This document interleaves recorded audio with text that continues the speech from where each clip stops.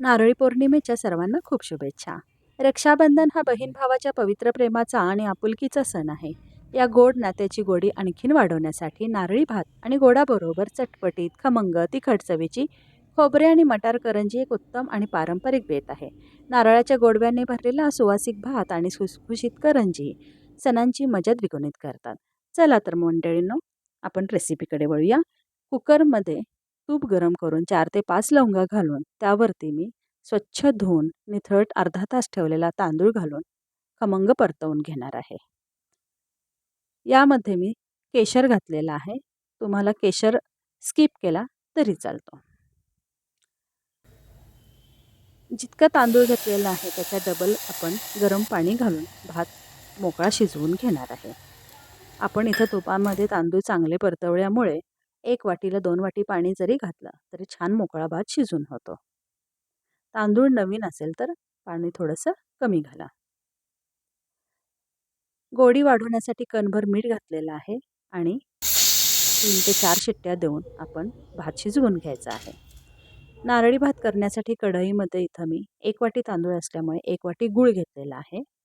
तुम्हाला जास्त गोड हवा असेल, पाववाटी गूळ जास्त घातलात किंवा कमी घातलात आवडीप्रमाणे तरी चालतं. 1 वाटी तांदूळ असल्यामुळे इथं मी 1 वाटी खोबरं वापरलेलं आहे. भात शिजल्यानंतर तो मोकळा करायला ठेवायचा आहे आणि त्यातल्या लवंगा काढून टाकायच्या म्हणजे तोंडात येत नाहीत. गूळ विरघळायला लागला की त्यामध्ये आपल्या आवडीप्रमाणे वेलदोडा, जायफळ पूड जे आपल्याला घालायचं आहे ते घालून घ्यायचं आहे. इथं गुळाला जास्त रंग आला नाही त्यामुळे मी इथं थोडासा पिवळा रंग घालून घेतलेला आहे. तुम्हाला नाही घातला तरी सुद्धा चालेल किंवा तुम्हाला आवडत असेल तर केशरी कलर घातला तरी चालतो. 2 वाफ देऊन नारळी भात छान आपण वाफवून घ्यायचा आहे. भातामध्ये ड्रायफ्रुट्स घालण्यासाठी आपण छोट्या कढईमध्ये तूप गरम केलेलं आहे आणि त्यामध्ये आवडीप्रमाणे आपण सुकामेवा घालून घेणार आहे. या पद्धतीनं केलं की भातामध्ये सुकामेवा क्रंची छान लज्जत देतो. तुम्हाला तांदूळ भाजताना जर काजू, बदाम घालायचे असले तर तुम्ही तसेही घालू शकता. पुन्हा एक आपण झाकून वाफ देऊन घेऊया. केशरी भात आपला तयार आहे.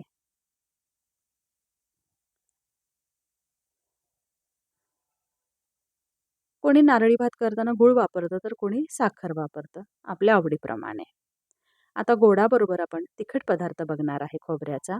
त्यासाठी इथं 1 वाटी गव्हाचं पीठ, 1 वाटी मैदा, चवीप्रमाणे तिखट, धना जिरा पावडर, ओवा, तीळ, मीठ, थोडीशी साखर आणि लसणाचा ठेचा, भरपूर कोथिंबीर घेतलेली आहे.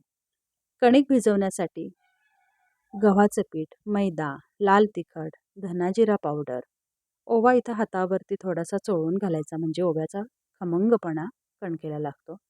आपल्या आवडीप्रमाणे तीळ, मीठ, थोडीशी साखर आणि ठेचलेला लसूण घालून सगळं पिठामध्ये मसाला आपण मिक्स करून घेणार आहे. चवीप्रमाणे हिंग आणि थोडीशी हळद घालून घ्यायची आहे. तेलाचे आपण मोहन घालायचं आहे. चमच्याने छान आधी मिक्स करून घ्यायचं आहे आणि मग आपण हाताने सर्व मसाला मिक्स करून साधारण घट्ट अशी कणिक भिजवून घ्यायची आहे. खूप खमंग कुरकुरीत हवा असेल तर तुम्ही 2 चमचे रवा घातलात तरी पण चालतो. भरपूर कोथिंबीर घालून कणिक मळून घ्यायची आहे. तेलाचा हात लावून थोडा वेळ 10 मिनिटं कणिक मुरण्यासाठी ठेवून द्यायची आहे. आता आपण इथं मसाला तयार करून घेऊया करंजीचा. त्यासाठी ओलं खोबरं, मटार, 2 मध्यम आकाराचे बारीक चिरलेले कांदा, धना पावडर, जिरा पावडर, चवीप्रमाणे मीठ, आलं, लसूण, हिरवी मिरचीचा ठेचा, साखर आणि लिंबू, भरपूर कोथिंबीर. आपल्याला खोबरं कोरडंच भाजून घ्यायचं आहे. इथं जर तुम्हाला सणासाठी कांदा लसूण जर वापरायचा नसेल तर यामध्ये तुम्ही लसूण आणि कांदा नाही वापरला, स्किप केला तरीही चालतं. आपल्याला खोबरं खोबरं कोरडंच भाजून घ्यायचं आहे. तेलाचा वापर करायचा नाही आहे. या पद्धतीनं केलं की आपल्या करंज्या थोड्या दिवस चांगल्या टिकतात. कांदासुद्धा इथं मी कोरडाच परतवून घेतलेला आहे. गुलाबी रंगावर कांदा आपण छान परतवून घ्यायचा आहे. या पद्धतीनं करंजी करून बघा, खूप सुंदर लागते. सणामध्ये गोडाबरोबर एखादा तिखट पदार्थ असा खमंग असला की आपली मेजवानीच होऊन जाते. ओलं खोबरं, कांदा, आलं, लसूण, हिरवी मिरचीचा ठेचा, धना जिरा पावडर सगळं साहित्य घालून आपण छान मिक्स करून घ्यायचं आहे. चवीप्रमाणे मीठ, साखर. इथं आपण कोथिंबीर, मटार घालण्याआधी खोबरं आणि कांद्याला मसाला सगळा छान मिक्स करून घ्यायचा आहे. लिंबू रस घालायचा आहे आणि मग कोथिंबीर घालून मसाला मिक्स करून घेऊन इथं आपण थोडीशी चव बघून घ्यायची आहे.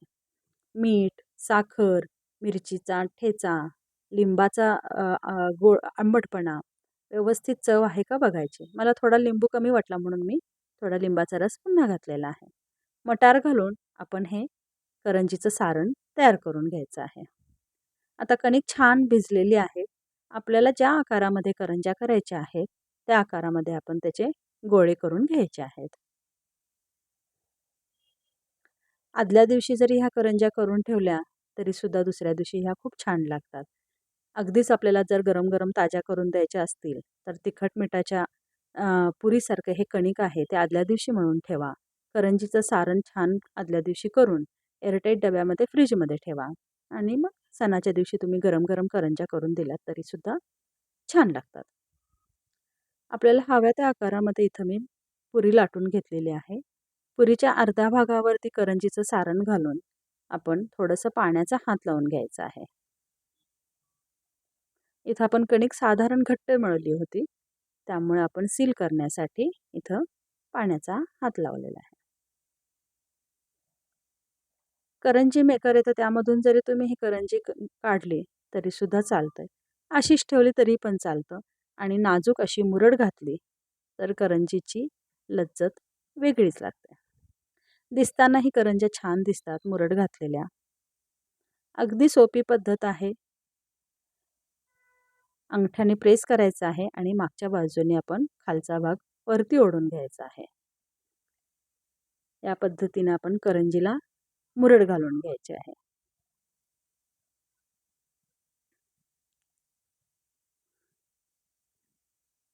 एक भाग फोल्ड करून प्रेस करायचा आहे आणि खालून वरती या पद्धतीने आपण करंजीला मुरड घालून घ्यायची आहे.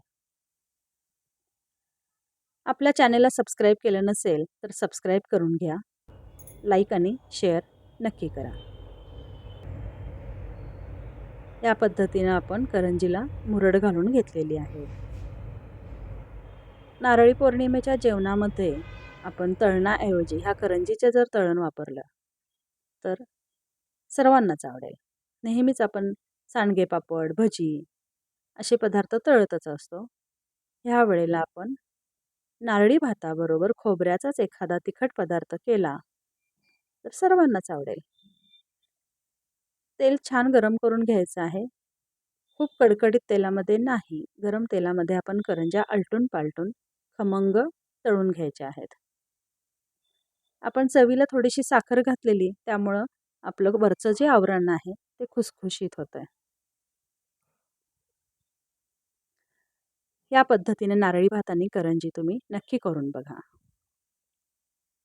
जर तुम्हाला आजची रेसिपी आवडली असेल तर व्हिडिओला एक लाईक नक्की करा. हा व्हिडिओ तुमच्या मित्रमैत्रिणी आणि परिवारासोबत शेअर करा जेणेकरून तेही या रक्षाबंधनला हा छानसा बेत करू शकतील.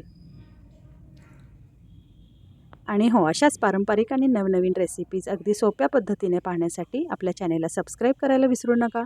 सोबतच शेजारी बेल आयकॉनसुद्धा दाबा, म्हणजेच मी नवीन रेसिपी टाकली की तुम्हाला सगळ्यात आधी समजेल.